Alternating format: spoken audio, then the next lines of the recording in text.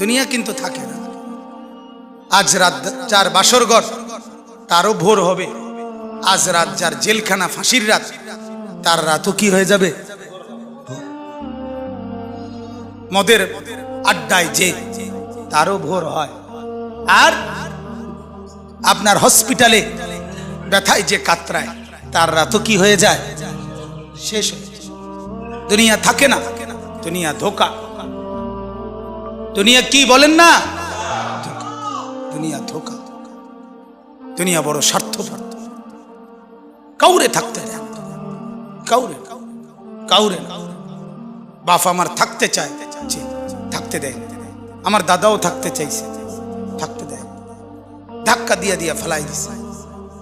সুঠাম সুঠাম মানুষ, তাগড়া তাগড়া মানুষ, নওজোয়ানকে এক এক ধাক্কা দিয়া দিয়া দুনিয়া খবরে পাঠাই দিছে। যা, আল্লাহ তাআলা আমাদেরকে বুঝ দান করে। অতএব আমার ভাই, ফিকির মূলত ফিকির। আমরা মুসলমান, আমার কথা রাগ হইয়েন না, আমি আবেগে বলছি, মহব্বতে বলছি।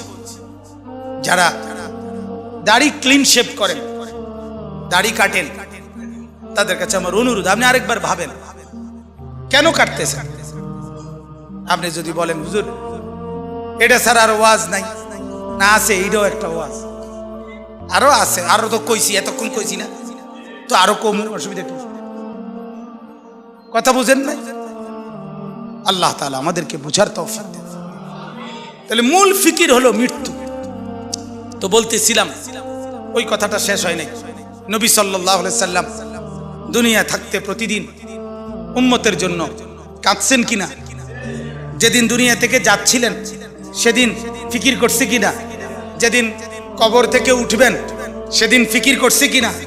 হাসরের ময়দানেও সমস্ত নবীরা, আদম থেকে ঈসা, সমস্ত আম্বিয়া, আউলিয়া, সাহাবা, সমস্ত মানুষ হাসরের ময়দানে জাহান্নামকে যখন আনবে, ওয়াজিআ ইয়াউমা ইদিম বিজাহান্নাম, আল্লাহ তাআলা কোরআনে বলছেন হাসরের ময়দানে ফেরেশতারা জাহান্নামকে টেনে হাসরের মাঠে নিয়ে আসবে।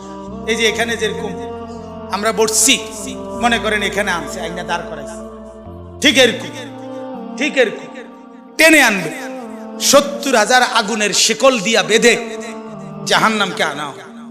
৭০,০০০ আগুনের শিকল, এক একটা শিকলের মধ্যে ৭০,০০০ আংটা, ওই যে কড়া কড়া কড়ারই কড়া, শিকল বানায় কি দিয়া? কড়া একটা একটা লাগাইয়া না, এক একটা শিকলে ৭০,০০০ কড়া, এক একটা কড়া ৭০,০০০ ফেরেশতা ধরবে।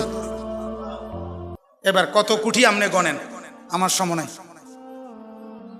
কোটি কোটি ফেরেশতা টেনে আনবে, আর জাহান্নাম তার একটা বিকট চিৎকার দিবে।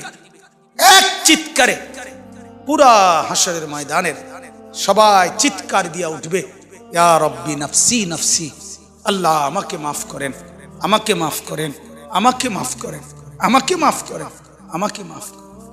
আদম থেকে ঈসা নবী, ওনারা বলবেন, ফেরেশতারা বলবেন, জিনরা বলবেন, আম্বিয়ারা বলবেন, আউলিয়ারা বলবেন, আতকিয়ারা বলবেন, আসফিয়ারা বলবেন, সাহাবারা বলবেন, ওলামারা বলবে, মুহাদ্দিসিন বলবে, মুফাসসিরিন বলবে, ফুকাহা বলবে, খুতাবা বলবে, আইম্মা বলবে, মুআজ্জিন বলবে, হাফেজে কোরআন বলবে, সাধারণ মানুষ বলবে, হর ইনসান বলবে, ইয়া রব্বি নাফসি নাফসি, আল্লাহ আমাকে বাঁচান, আমাকে বাঁচান, আমাকে বাঁচান, আমাকে বাঁচান।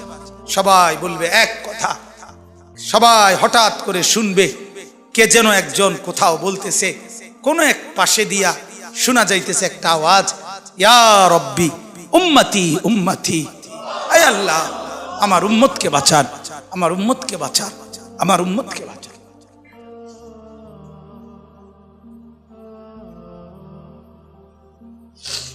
আল্লাহ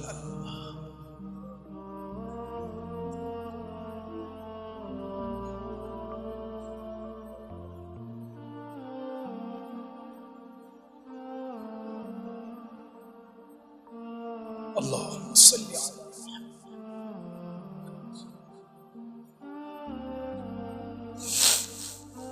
তো তিনি কে বলেন? যিনি একজন শুধু বলবেন আয় আল্লাহ আমার উম্মতকে বাঁচান, তিনি কে বলেন? মুহাম্মদ।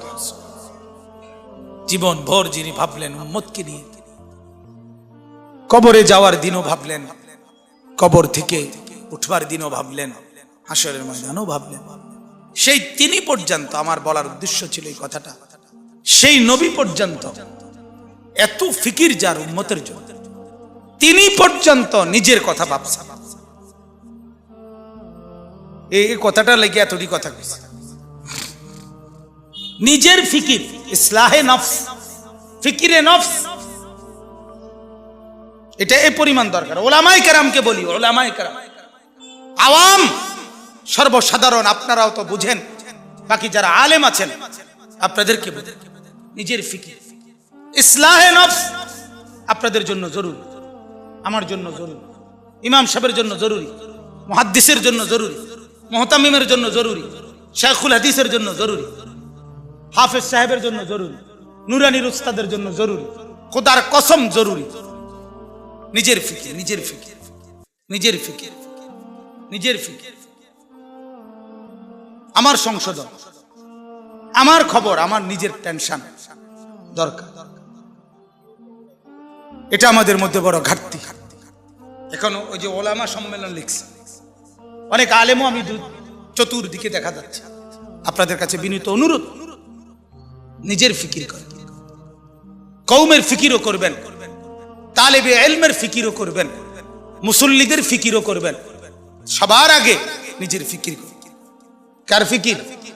তো বলতেছি আল্লাহর নবী সাল্লাল্লাহু আলাইহি সাল্লাম 5 ওয়াক্ত নামাজের পরে প্রতিদিন তিনি দোয়া করতেন, আল্লাহুম্মা হাসিবনি হিসাবান ইয়াসীরা। এই যে হাসিবনি, এই যে নি এটা ওয়াহিদ মুতাকাল্লিম, আল্লাহ আমি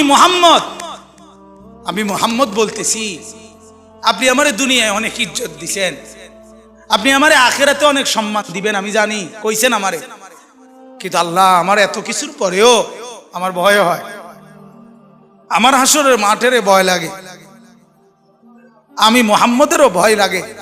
আল্লাহ অতএব আমার হিসাব হাসরের দিন আপনি সহজ করে দিলেন, আমার ডর লাগে, হাসিবনি।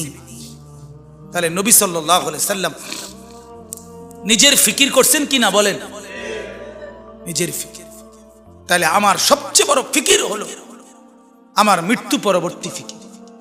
দুনিয়া কোনো না কোনো ভাবে পার হয়ে যাবে, কাত হলেও চিত হলেও, হাসলেও কাঁদলেও, সুখে থাকলেও দুঃখে থাকলেও, রাত হলেও দিন হলেও, কোনো না কোনো এক সুরতে, কোনো না কোনো এক ভাবে ঘন্টা মিনিট সেকেন্ডগুলো পার হয়ে যাবে। কিন্তু মৃত্যু এসে আবার যখন আমার নতুন অধ্যায় শুরু করবে, আমার জীবনের নতুন পর্ব যখন শুরু করবে দোস্ত, সেটা আর শেষ হবে না, শেষ হবে। ফাজাইলে আমালের মধ্যে শেখুল হাদিস মাওলানা জাকারিয়া রাহমাতুল্লাহ আলাইহি বলছেন বড় সুন্দর কথা, আমার কলজার ভিতরে লাগছে কথা। উনি বলছে, হে দুনিয়ার ভাইয়েরা, দুনিয়ার সর্বোচ্চ বিপদ, সর্বোচ্চ অসুখ, সর্বোচ্চ যন্ত্রণা, মনে করেন সর্বোচ্চ ভয়ঙ্কর ক্যান্সার, এটাও যদি হয়, তিনি বলেন সেটারও তো একটা সমাপ্তি আছে, যে মৃত্যু হবে, আর মৃত্যু হইলে এটার সমাপ্তি শেষ, ঠিক কিনা বলেন না? আগুনে দুনিয়ায় যে জ্বলে গেছে, একেবারে আগুন লেগে গেছে যার শরীরে, তার চিৎকার, তার কষ্টেরও তো একটা সমাপ্তি আছে, যে কিছুক্ষণ পরে কি হয়ে যাবে? মৃত্যু হয়ে যাবে।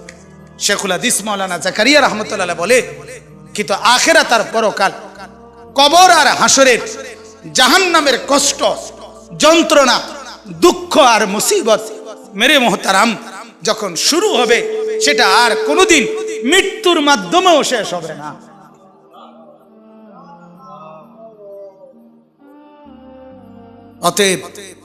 অতএব এখানে হেরে গেলে সমস্যা নাই, এখানে দুঃখে থাকলে সমস্যা নাই, এখানে অভাবে থাকলে অসুবিধা নাই, এখানে আর 10 জন সুখে থাকুক, আপনারে খোদায় কিছু দিল না, এত কোনো অসুবিধা নাই। কিন্তু মৃত্যু নামের যখন আমার আসবে, এরপরে যেই অংশ শুরু হবে সেখানে যদি আমি কামিয়াব হইতে পারি, সেখানে যদি আমি সফল হতে পারি, সেখানে যদি আমি মাফ পাইতে পারি, ওটাই আমার আসল সফলতা, ওটাই আমার আসল কামিয়াবি। ঠিক কিনা বলেন? ফারুক আয়াম টিভি। ফারুক আয়াম টিভি, হক্কানি ওলামাদের আগামীর পথ চলা।